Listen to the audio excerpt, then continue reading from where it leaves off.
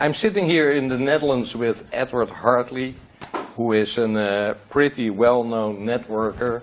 And it's great to have you in the Netherlands, by the way. How did you came here? Well, it was fairly simple. My good friend Igor told me to check my email after just chatting about his success. And everybody knows, we've been watching his success for probably the last 9-10 months. And he said, check your email. And there was a plane ticket from Atlanta to Amsterdam. And he told me, get on the plane. I said, but Igor, I'm busy. He said, get on the plane.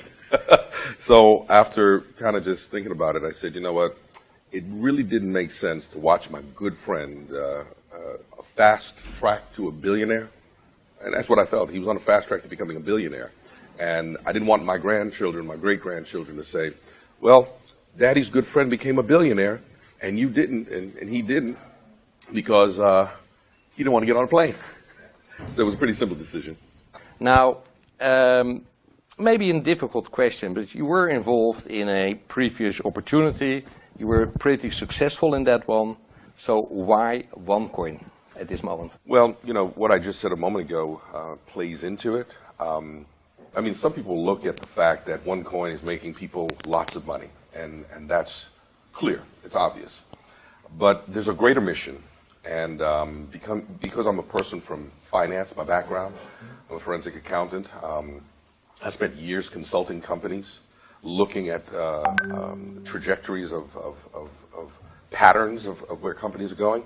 And it was pretty hard to deny that there was a great deal of success, and that the probability that OneCoin would become a dominant force in not just in cryptocurrency, but in the world economy, that was something that I just couldn't resist.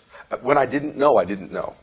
But after I got on that plane, and I sat here, spoke with Igor, spoke with Andrea, met some other people, of course, even speaking to my good friends, the Steinkellers, and understanding that this is a major movement here. And because in that coffee company that I was involved with, I had the opportunity to open many countries, from Nigeria to Malaysia, even down in the Caribbean, Trinidad, and so many other countries that have been part of the development of those markets.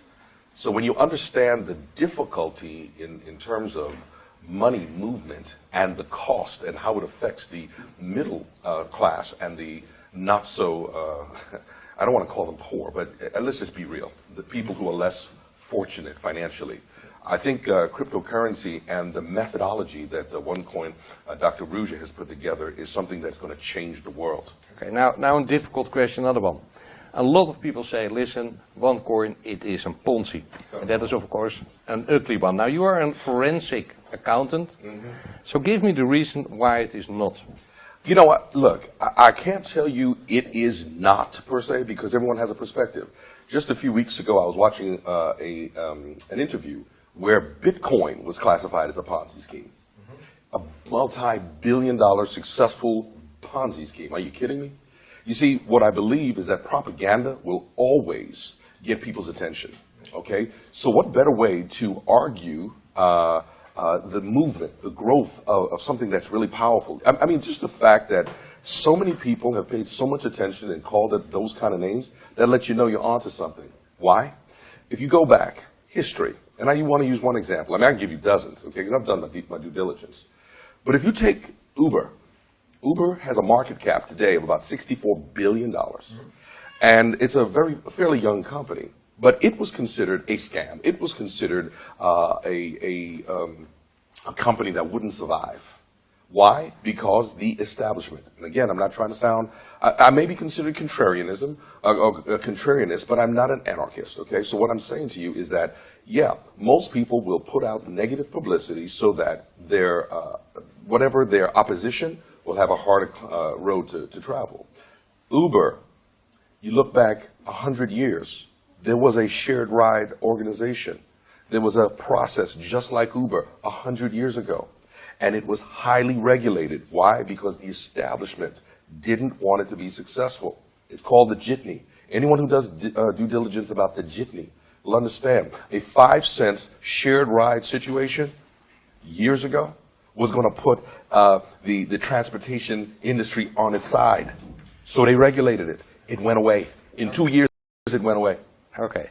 So to wrap it up, you basically say, I go for it. Yeah. I believe if it wasn't, look, if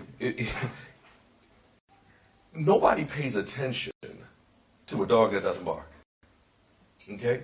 Okay, so when you understand that there's a lot of noise that's being made, you have a $5 billion market cap in less than 2 years, over 2 million partners and members, and growing at a rate of over 150,000 per month.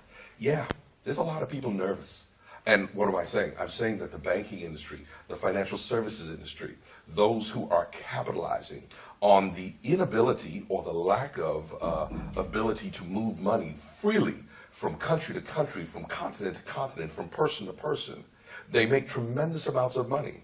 You simplify that by bringing cryptocurrency, by the use of a simple smartphone, just like Uber, a smartphone. Now you're changing the landscape, changing the dynamics, and creating more options for people. It erodes, it eliminates the profitability for the big establishment. So guess what? At a fraction of the cost, yes. I'm going to be one of those standing on that side. I'm planting my flag because I believe in the process. And when we prevail, they'll say, just like they said about the Wright brothers, they said those guys were crazy. We'd never be able to get that big hunk of metal up in the air and defy gravity. But guess what? I didn't come here by boat. He told me to get on a plane.